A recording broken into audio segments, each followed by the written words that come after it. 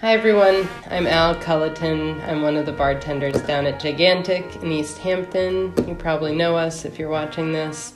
I also write about cocktails and the history of food and beverage. And you're here in my study from the desk of Al Culleton. It's my liquor cabinet. It's my Beefeater gin guy. It's my buddy. Anyway. Today we're going to teach you how to make a Boston Sour. The Boston Sour grew out of the whiskey sour, which grows out of the brandy sour. Basically, before the 1870s, whiskey wasn't all that common as a base for cocktails. It was more often brandy, Genever, aged rum, and a lot of fortified wine. But the whiskey sour became really popular in 1860s, 1870s, especially when brandy production in France was slowed down by a pest called phylloxera. That's beside the point. Basically, we're going to teach you how to make a Boston Sour, a whiskey sour with egg white. The exact date of when this addition was made to the whiskey sour is unknown, as is most of the history of cocktails is clouded in mystery.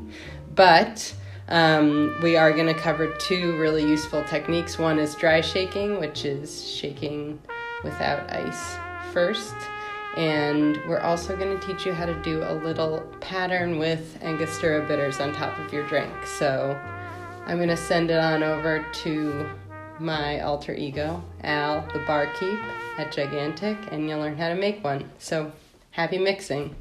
Today we're going to learn about the Boston Sour, which is a whiskey sour with egg white.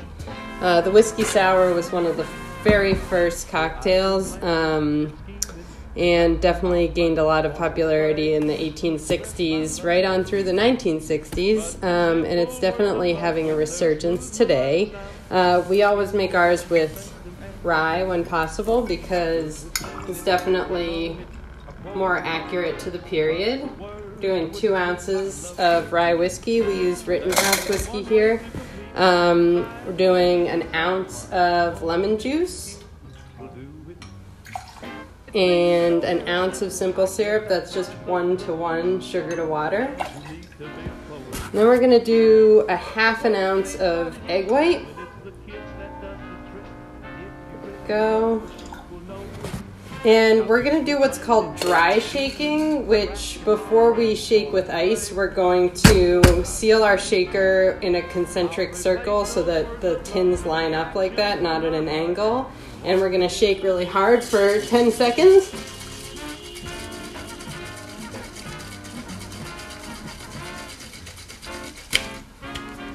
All right. And now we're going to add ice. We use big cubes for shaking here, but at home you're probably going to use some smaller cubes. I'm going to shake that for 15 seconds.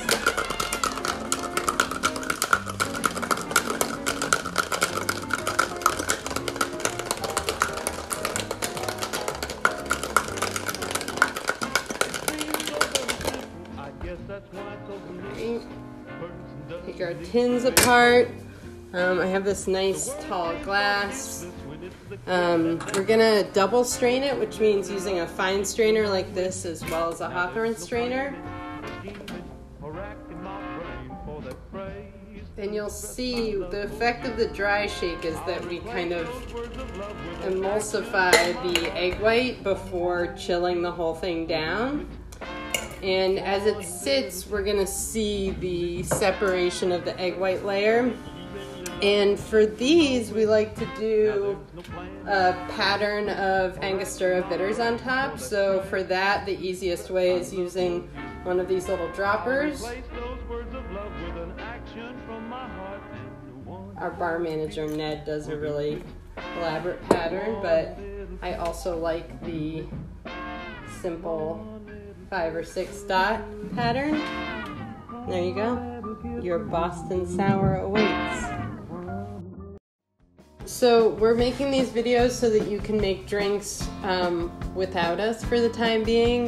We hope you're all doing okay during this really stressful time.